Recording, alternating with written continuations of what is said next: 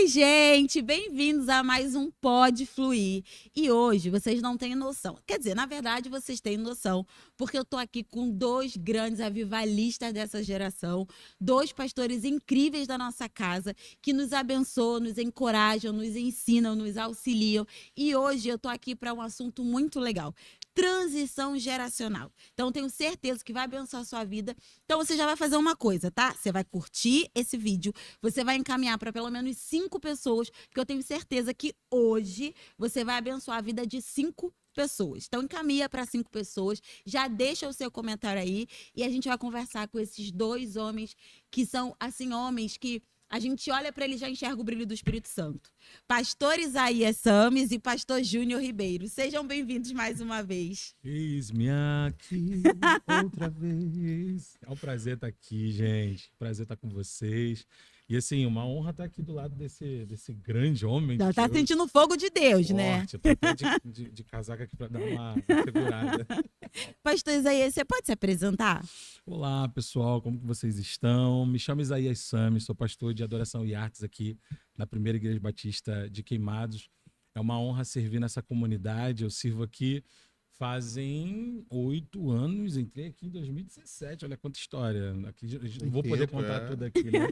Mas eu sirvo aqui desde 2017 e, enfim, sou casado com Mônica Lempê, te amo, meu amor, pai da Sara Isabel. Ai, que romântico! Enfim, estou aqui para servir, para cooperar com o crescimento do reino de Deus. Vamos para cima.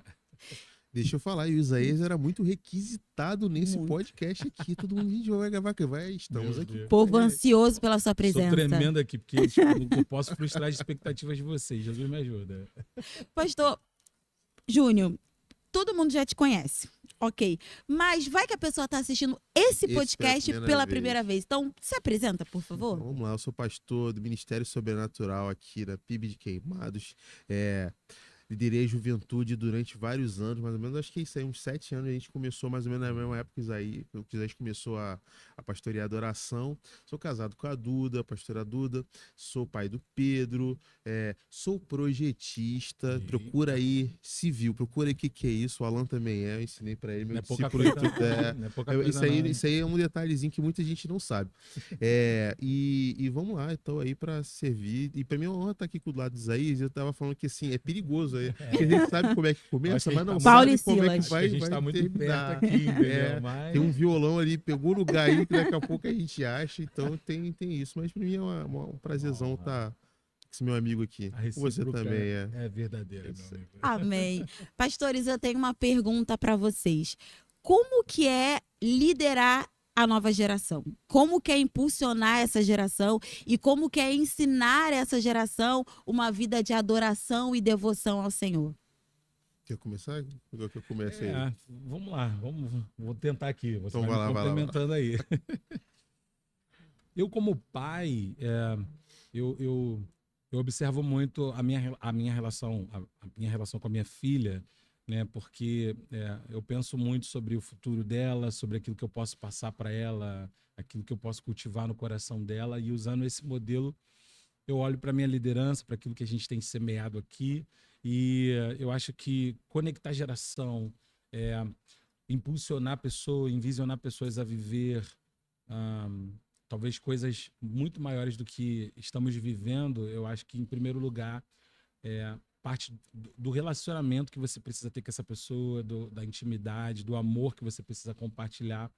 E eu amo falar de sonhos, né? Eu estou numa igreja em que temos um pastor chamado Josadak, que é um pastor sonhador, que é um pastor que pensa lá na frente, e ele ama não só gerar as expectativas futuras no coração, nos nossos corações, mas ele investe em pessoas. E eu, olhando para o meu modelo como pai e olhando para o nosso pastor, que é esse cara que investe em vidas. Aliás, eu sou o improvável que não deveria estar aqui, talvez, né?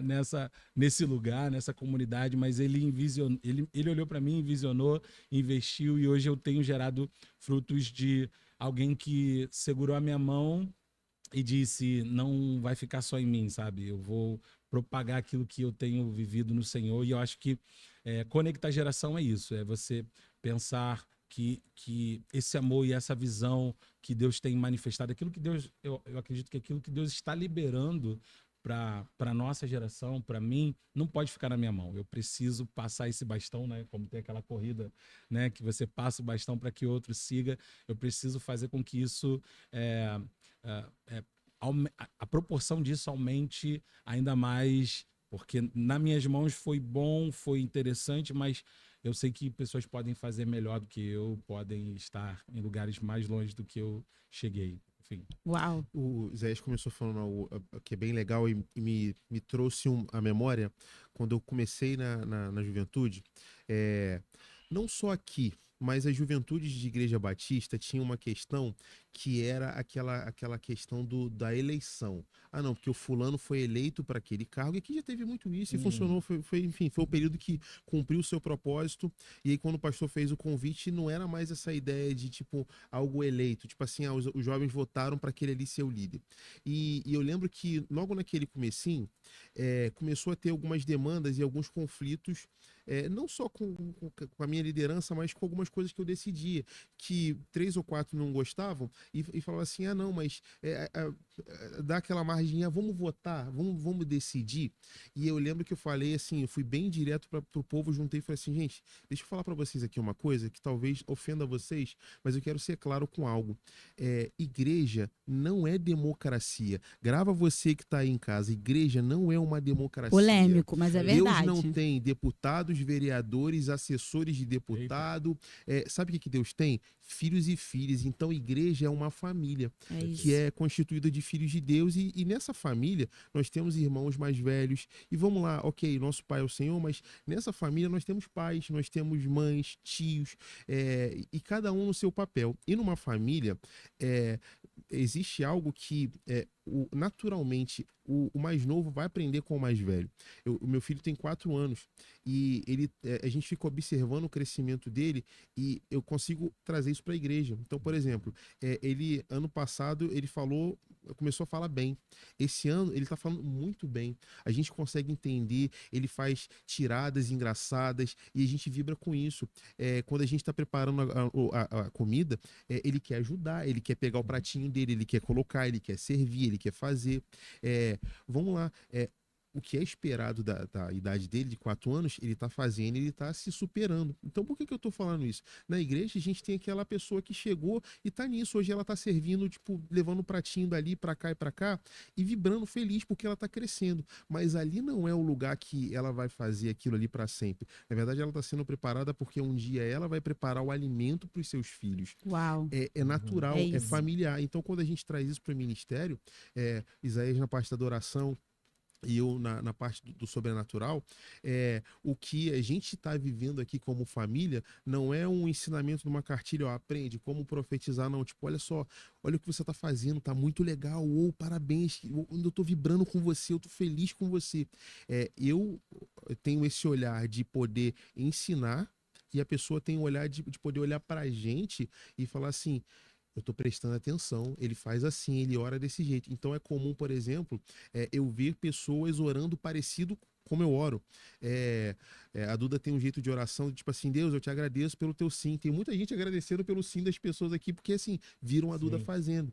Então é algo familiar. Então acho que essa transição, o nome é até bonito que você falou, né? Mas tá até legal. Eu acho que é natural quando a gente passa a olhar como uma família. Tipo, hoje eu tô fazendo, daqui a pouco você vai fazer comigo, um dia você vai continuar fazendo quando eu fizer menos um pouquinho. Então...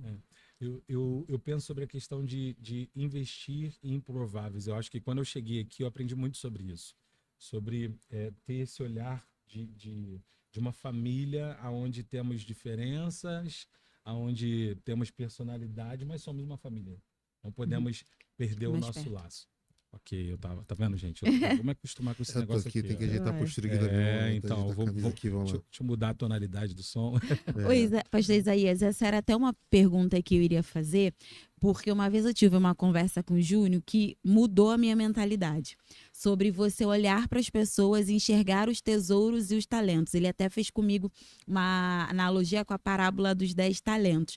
Como que vocês fazem isso na prática? Eu sei que é muito também questão de experiência espiritual, vocês pedem orientação a Deus, mas de uma forma prática. Como olhar para alguém enxergando um tesouro e como incentivar a pessoa, às vezes a pessoa nem sabe que ela é capaz de fazer aquilo ali, mas vocês já enxergaram antes. É, eu parto, tá certo? Uhum. É isso mesmo, né? Eu parto do princípio que o Espírito Santo, ele mostra, né? Ele vai mostrar coisas que a gente não está vendo, né? Vai falar coisas sobre a pessoa que a gente não conhece. E quando a gente lidera, quando a gente está próximo de pessoas, a gente tem que ser vulnerável para perceber aquilo que Deus está dirigindo e mostrando, enfim. Eu lembro que hoje eu acho que a gente pode falar em comum de uma pessoa que a gente ama muito, que é o Rafael. Rafael Felipe. Rafael Felipe, isso mesmo. A gente liderou Menino touch, Menino touch. A gente liderou ele basicamente no mesmo período, né? E eu acho que o Rafa hoje, quem tá próximo, né, vê os frutos que esse jovem rapaz tem liberado aqui nessa comunidade, tem abençoado tanto a gente, mas ele foi um improvável desse que um dia era um pequeno baterista, tímido. Tímido, queria tocar bateria. Falava, a gente precisa de alguém pra cantar. Não, cara, eu preciso tocar bateria. Ele se escondia na bateria. Se escondia, não queria, enfim, estar de frente a nada, e a gente teve esse tato eu acho que estar próximo, né? Você começa a identificar alguns nuances do que aquela pessoa apresenta. E eu acho que tudo parte de um coração, né? O Rafael, por exemplo, é esse menino que, por mais que ele tinha as limitações dele, mas ele sempre demonstrou esse coração de servo, de sujeição, né? Esse coração bondoso. E eu acho que a partir dali a gente começou a trabalhar esse lugar de dar mais oportunidade, de talvez colocar mesmo a prova no sentido de vai, faz, né? Para que ele pudesse instigar esse lugar de não como um sonho da liderança, né? Que obviamente a gente sonhava, projetava, mas eu acho que veio de algum lugar antes da gente sonhar, antes da gente investir. O Senhor já estava pensando sobre quem ele seria, né? E a gente apenas se posiciona nesse lugar de observar às vezes esse demonstrar de eu estou disponível para o reino, eu estou aqui porque, enfim, eu amo a Jesus. Eu acho que parte desse lugar, eu amo a Jesus, eu quero servir ao Senhor, e as outras coisas a gente vai como liderança ali palpando, dando caminhos, né, colocando o chão, ferramentas, e até mesmo a gente se surpreende às vezes com o resultado. A gente fala, caramba, eu não sabia que seria numa proporção assim. Eu acho que a gente está vulnerável ao Espírito Santo para dar essas ferramentas e os caminhos para essas pessoas improváveis. É fundamental para que eles alcancem aquilo que o Senhor tem ministrado e falado sobre onde eles podem chegar, onde eles podem alcançar, sabe? E quando vai olhar pra gente, nós somos improváveis. Eu estava falando ali, e quando a gente olha pra nossa história de vida, eu acho que é de assim, é claro, nós temos pessoas que tiveram graça de serem criadas para algo. E vamos lá, eu tô aqui criando meu filho e eu quero, oro e invisto para que ele sirva, para que ele seja um servo de Deus, um homem de Deus, mais incendiado do que eu. Então, assim, falar que o Pedro, por exemplo, que a Sara serão improváveis, não, eles estão sendo alvo de investimento, mas eu falo assim, no nosso caso, éramos improváveis e foram confiadas talentos, porções, e fomos sendo fiéis ao longo da jornada. Enquanto você estava falando, me veio uma frase que, lembra daquele versículo? Muitos são os chamados, mas poucos são os escolhidos. E assim, gente, que versículo de difícil interpretação. Porque muitos são chamados e poucos são os escolhidos. Então vamos lá. Eu não quero ser teológico no denso, mas pensa aqui comigo. Eu chamo todo mundo. Vem você e você. Vem cá, tô te chamando. Vem cá, vem cá, vem cá, vem cá. Eu chamei 50, só vieram 10.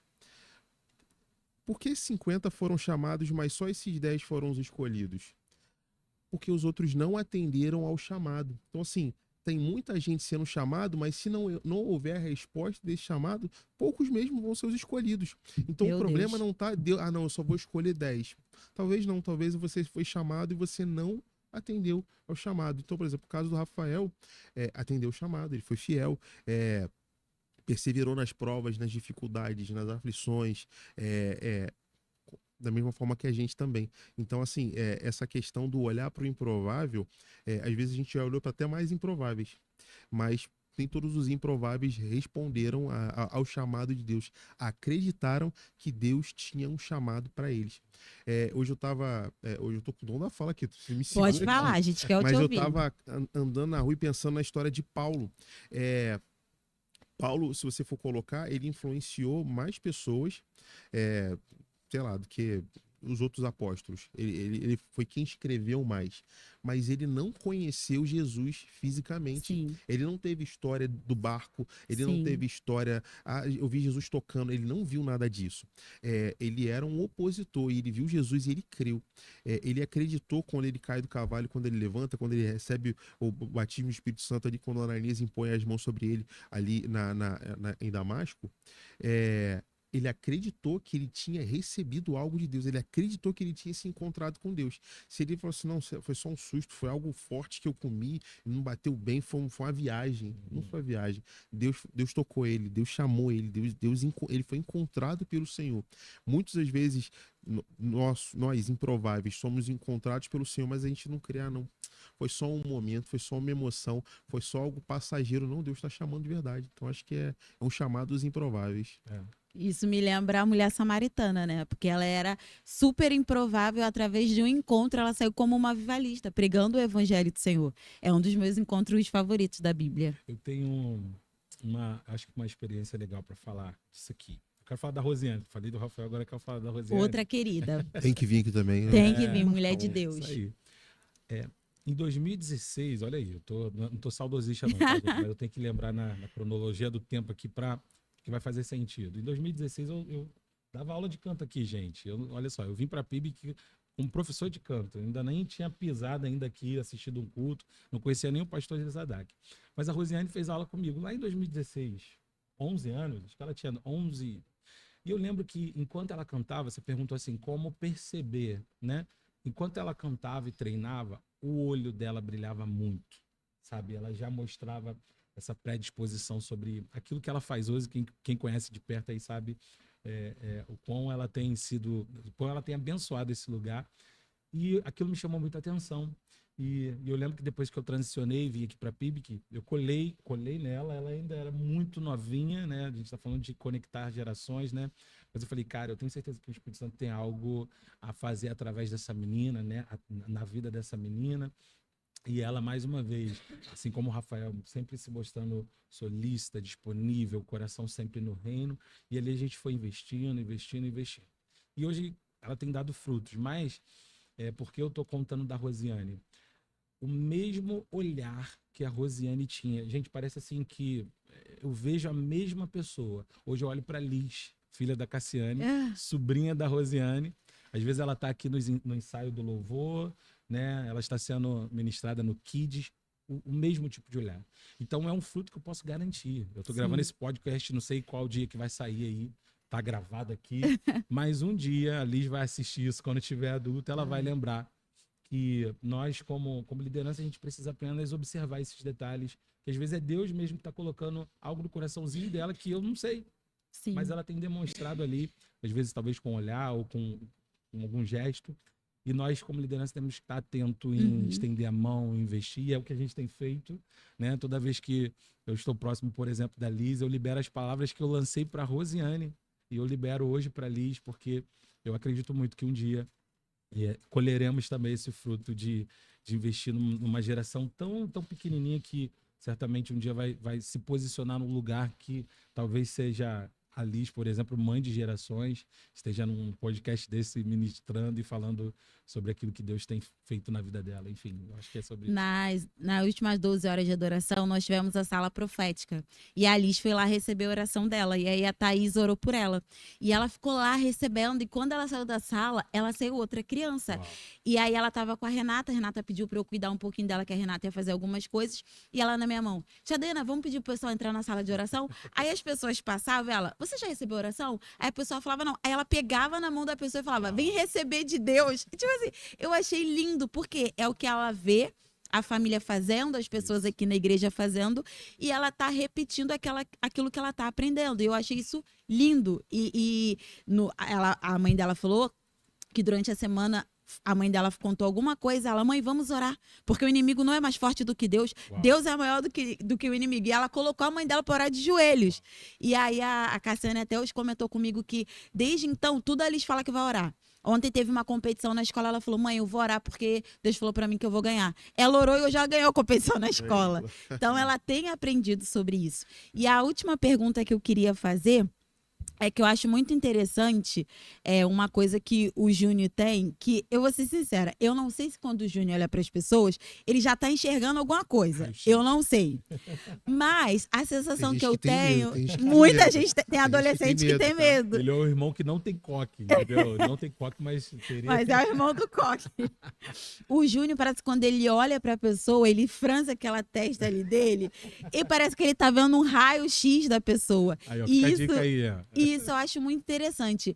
Júnior, quando alguém chega uma pessoa nova aqui na igreja, e aí vai ter um gabinete, né? Porque você é um dos pastores que atende. Naquele primeiro momento, pelo que a pessoa fala, você já consegue identificar alguns talentos naquela pessoa? Já vem tipo um raio-x celestial, assim? Posso derrubar o herói aqui? Pode. Enxergo nada, gente, enxergo nada. Assim, e na verdade, algo que eu queria até desmistificar um pouquinho é o seguinte: muita gente chega e às vezes a gente pergunta, poxa, o que Deus está falando no teu coração? O que Deus está mostrando para você e tal? E geralmente aquilo ali dá alguns indícios. Mas, vamos lá, eu atendi uma pessoa, enfim, caminhando em discipulado, eu perguntei, falei assim, o que Deus está falando no teu coração? E, poxa, para mim sempre foi casais. Sempre, poxa, eu me vi cuidando de casais e tal. Eu falei assim, ok, esse é o teu chapa. Ok, Deus pode estar falando isso com você, mas você vai caminhar comigo. Então você vai orar. Teu ministério agora é sobrenatural. Agora você vai fazer isso, isso, isso, isso. E por que eu tô falando isso? Ok, eu poderia chegar pro Thiago, pra Camila e falar assim, ó, tem essa pessoa aqui que tá queimando o coração. Mas na primeira estação, na primeira chegada, eu creio que ela precisa caminhar com um discipulador, precisa caminhar com um pai, precisa caminhar com alguém que tá ali e você vai fazer junto, você vai viver junto, você vai caminhar junto, você vai poder observar o outro fazendo. E depois, quando você for fazer outra coisa, quando for enviado para outro lugar, ou, enfim, talvez seja mesmo o Ministério de Casais, alguma outra coisa, a pessoa viveu aquele período, viveu aquela bagagem. Então, assim, vou dar um exemplo. Quem é discípulo do Isaías tem que cantar, tem que fazer teatro, tem que fazer alguma coisa. É natural, porque é o que ele faz. Quem tá perto de mim vai orar por cura, vai liberar a palavra de conhecimento, vai falar em línguas. É o que eu tô fazendo, é o que eu faço, é o que é. E quem tá perto de nós dois faz as duas Faz coisas. as duas coisas, é Ou verdade. então cai deitado ali e fica, ó. É isso aí. É perigoso quem Perigoso. tá perto de... A Thaís E- zoava o Júnior e agora já fica chiando É igualzinho. verdade. E na verdade estamos precisando de gente que toca violão e canta para sala de oração Olha para deixar aí, ó. fluir. Olha aí, Então ó.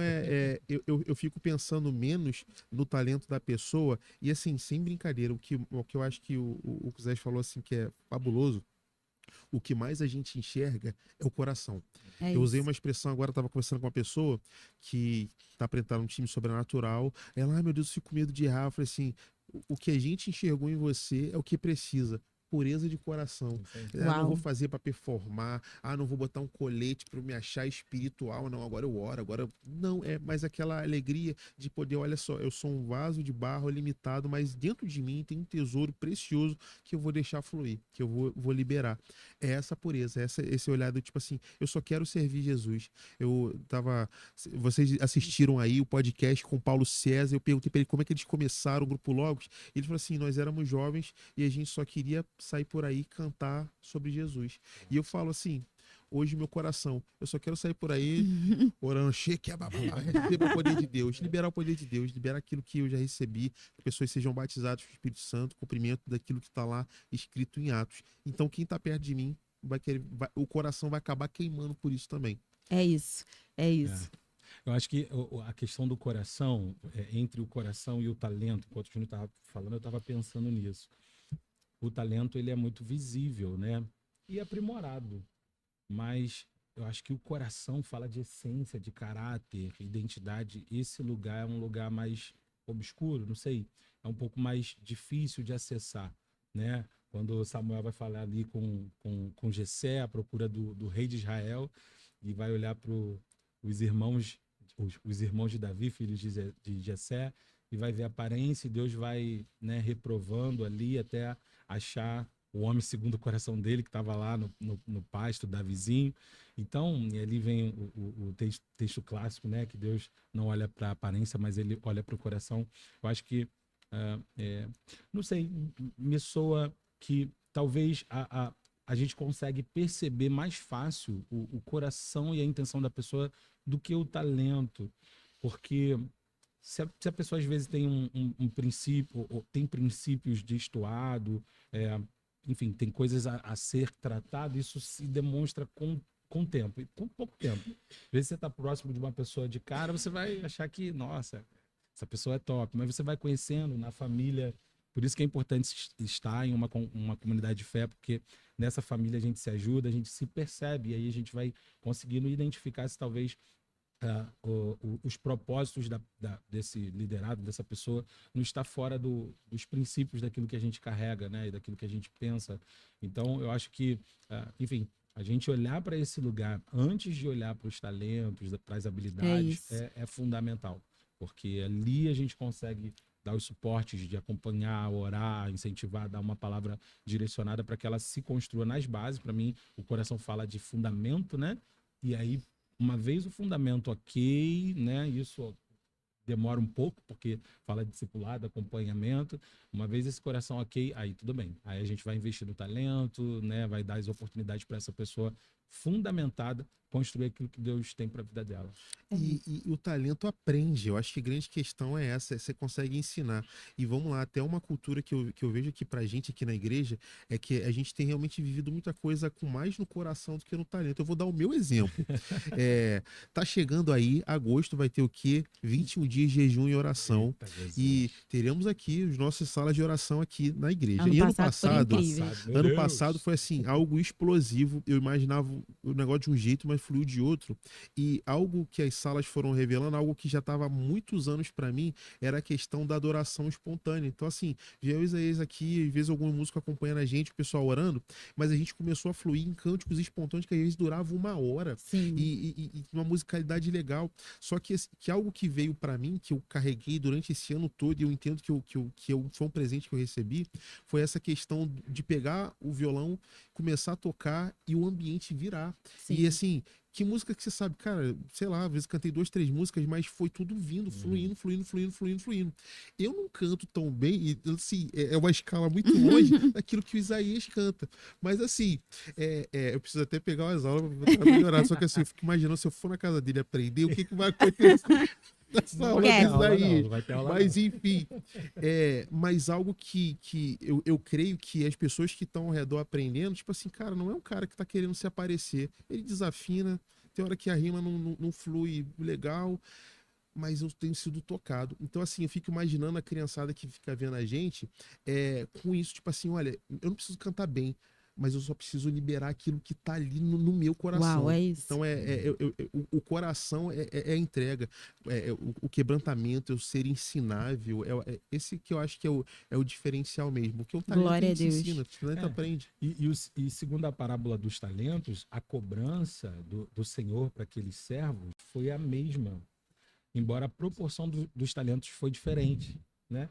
Então, eu acho que o lugar de entregar fala do coração, né? Porque eu não lembro das proporções aí, me ajuda aí, Júnior. Também não lembro, não. Também confundi, mas vamos tentar aqui. Quem tem mais ficou com mais, quem tinha menos ficou com nada. Mas acho que é 1, 2 e 5, se eu não me engano. Né? O que tinha 1 não granjeou, né? Ele enterrou, o que tinha 2 gerou 4, o que tinha 5 gerou 10. Eu acho que é isso, mas me corrija aí se não for. Mas a cobrança, eu acho que do Senhor foi a mesma para todos. Então, eu acho que, por exemplo, o pastor Júnior está dando um exemplo aqui da nossa sala de oração. Cara, independente da proporção do talento, a entrega e o resultado do coração foi o mesmo. E era uma entrega muito coesa, né? Tinha hora que eu falava, meu Deus, parece que a gente conversou antes e alinhou alguma coisa aqui. Aí. Porque eu acho que o lugar da entrega que vem o coração ali, né? A intenção, o propósito, aquilo que eu sei sobre o Senhor, aquilo que Deus construiu em mim, é esse lugar que vai mais valer, né? Tudo bem, cada um tem uma proporção diferente, né? E é para você que tem mais proporção desenvolver com mais mesmo, mas Eu acho que se não tiver a base alicerçada, o coração no lugar certo, o entendimento no lugar certo, não adianta nada, né? É a casa que é construída sobre a areia, né? Ela não tem fundamento. Então, eu acho que o talento é a casa. Agora, onde você está construído? Onde está o teu coração? E a gente, falando de conectar gerações, eu acho que nosso maior papel é a gente desenvolver essa maturidade, essa percepção e esse conhecimento sobre essa geração, seja uma Liz que está miudinha ou, né, um adolescente, né, Dayana? Sim. Um adolescente, um jovem, um adulto, independente da faixa etária, eu quero fazer parte dessa geração em que eu posso semear esse entendimento na vida de qualquer pessoa, para que um dia ela frutifique assim como eu estou frutificando, porque um dia alguém investiu em mim. E Amém. deixa eu aproveitar essa questão do coração, que me veio um exemplo muito legal dessa sala de oração. Vamos lá, tava eu e Isaías aqui, a gente fluindo nos espontâneos, com musicalidade, mas principalmente com som. E qual era o propósito daquilo tudo? Agradar o coração de Deus, criar uma atmosfera agradável para que o Senhor enchesse o lugar, enchesse o ambiente. E, gente, todo dia foi uma glória atrás da outra. Foi. E aí, vamos lá, para você entender o que é o ter coração. Se na cabeça do Zé pensar assim, por que esse cara tá cantando? Eu canto melhor que ele. Então, assim, eu vou lançar agora uma nota que ele não vai conseguir alcançar e eu vou sair dessa reunião aqui, tipo, pô, Zé foi melhor do que o Júnior.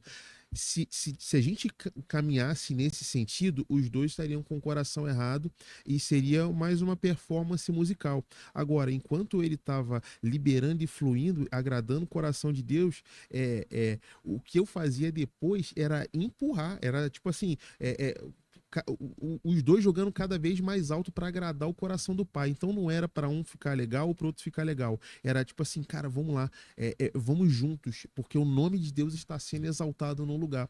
Então, por exemplo, quando você vê essa geração que olha e tem o coração, tipo, não importa se eu vou ser o Beck, se eu vou ser o ministro daqui, não importa se eu vou ser o guitarrista, se eu vou ser isso, não é sobre eu ser alguma coisa. Eu sou um filho que eu tô aqui adorando ao É sobre pai. fazer parte.